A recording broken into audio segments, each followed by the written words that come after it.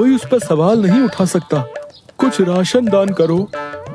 जरूर। दुकानदार राजू के थैले में चावल डालने जाता है। तभी दीपू, ये क्या दे रहे हो?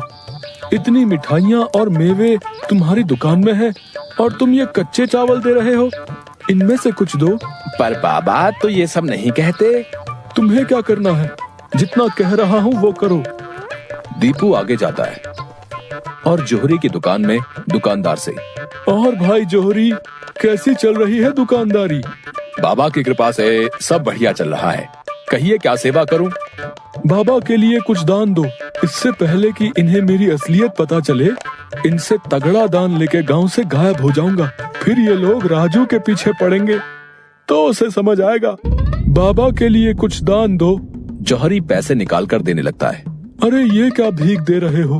बाबा की कृपा से तुम्हारी दुकान चल रही है। इतने सारे जवाहरात हैं, इनमें से दो, कुछ कीमती सा। जितना दोगे उससे ज्यादा मिलेगा। ये बाबा को क्या हो गया है? कोई नहीं, बाबा को देने से मेरा क्या घटेगा। जौहरी एक सोने की हार दीपू को दे देता है। ये लीजिए बाबा। अच्छा धन बटोर लिया है मैंने। इससे काफी दिनों तक काम चल जाएगा। बड़ी भूख लग गई है, कुछ मिठाइयाँ खा लूं।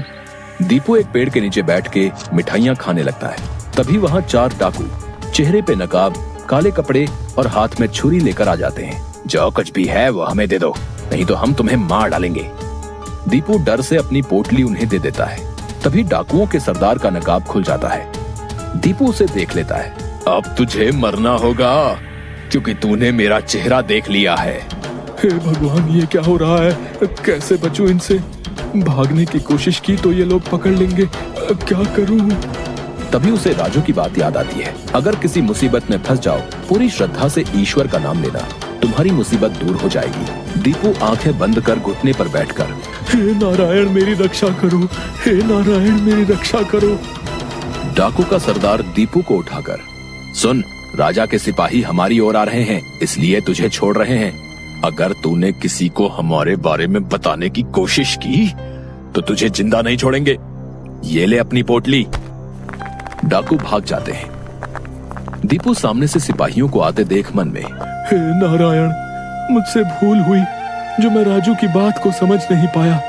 मैं राजू के पास वापस जा रहा हूँ और उसके साथ रहकर आपके ध्यान में अपना जीवन बिताऊंगा। मुझे माफ कर दो राजू। मैं ईश्वर के नाम की महिमा को नहीं समझ पाया, पर अब मैं समझ गया हूँ और तुम्हारे साथ ईश्वर के नाम का धन कमाना चाहता हूँ। राजू दीपू को गले से लगाता है।